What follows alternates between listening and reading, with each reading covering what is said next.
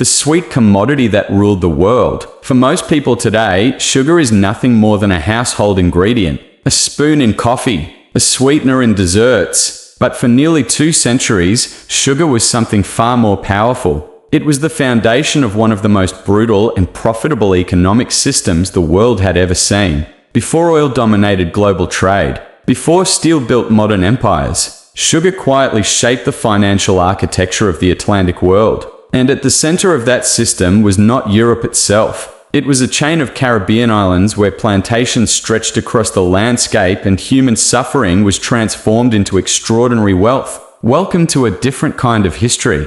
The history of money, the history of systems, and the history of how a single crop can reshape the global economy. A global addiction. In the early 1600s, sugar was rare in Europe. It was expensive, exotic, something only the wealthy could afford. But demand exploded.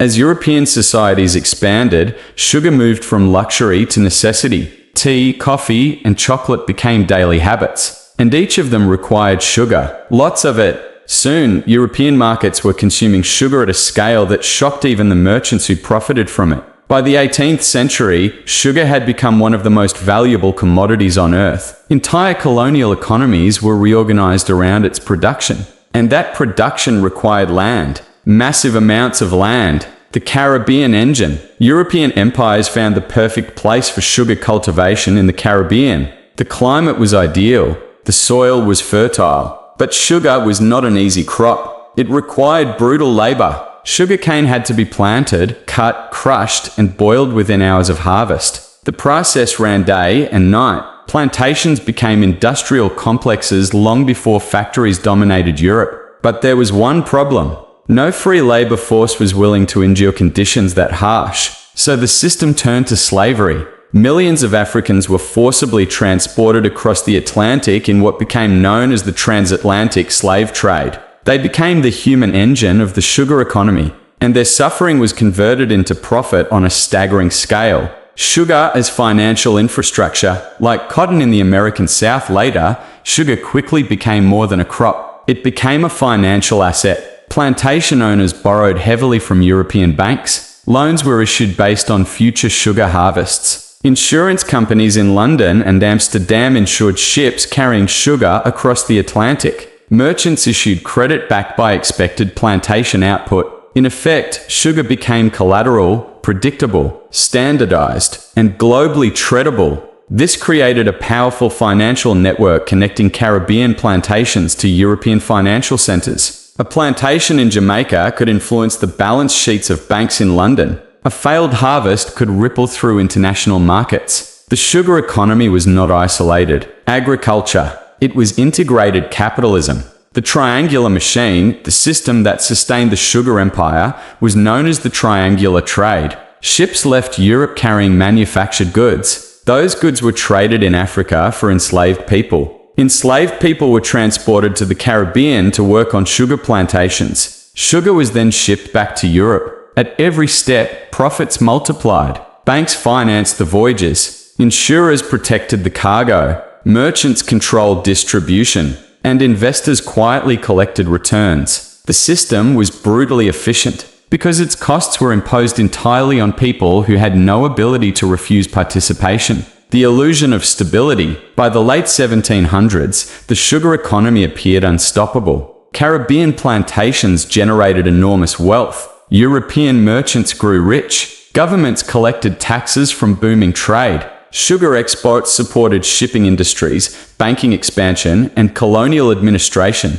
It looked like a perfectly functioning system. But like most systems built on a single commodity, it contained a hidden weakness: dependence. Too much of the global economy relied on one crop, one region, one fragile network of plantations and forced labor. And history has never been kind to systems built on fragile foundations. The shock. The first cracks appeared in the late 18th century. Slave rebellions spread across Caribbean colonies. The most famous of these erupted in Saint-Domingue. Today we know it as Haiti. What followed was one of the most dramatic revolutions in modern history. Enslaved people overthrew plantation owners and colonial authorities. The sugar economy of the richest colony in the Caribbean collapsed almost overnight. For European markets, the shock was enormous. Saint-Domingue had been producing a huge share of the world's sugar. Suddenly, that supply vanished. Prices surged. Merchants panicked. Investors searched for alternatives. The system adapts, but global finance has always been ruthless about adaptation.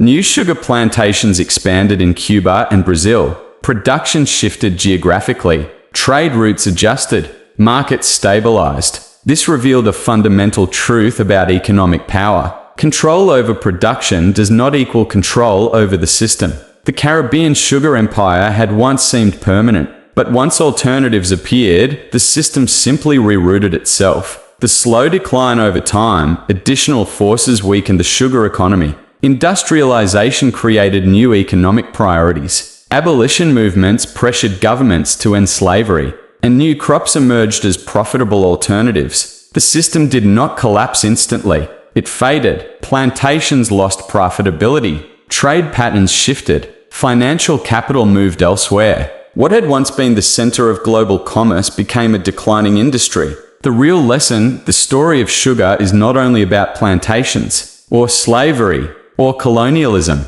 It is about financial illusions. People believed the sugar economy would last forever. They believed demand guaranteed stability. They believed control over production meant control over power. But wealth does not live in the fields. It lives in the systems that finance them. Banks, insurance, shipping networks, markets capable of shifting when conditions change. The sugar empire collapsed not because it lacked profit, but because the system around it evolved faster than the people who depended on it. History's warning, this lesson repeats again and again. Oil empires, commodity booms, financial bubbles. Societies confuse temporary dominance with permanent power. But the global economy is always searching for substitutes. When those substitutes appear, the system moves on, and those left behind often discover that their power was never as absolute as it seemed. History does not repeat itself perfectly, but financial illusions do, and they tend to fail the same way, slowly at first,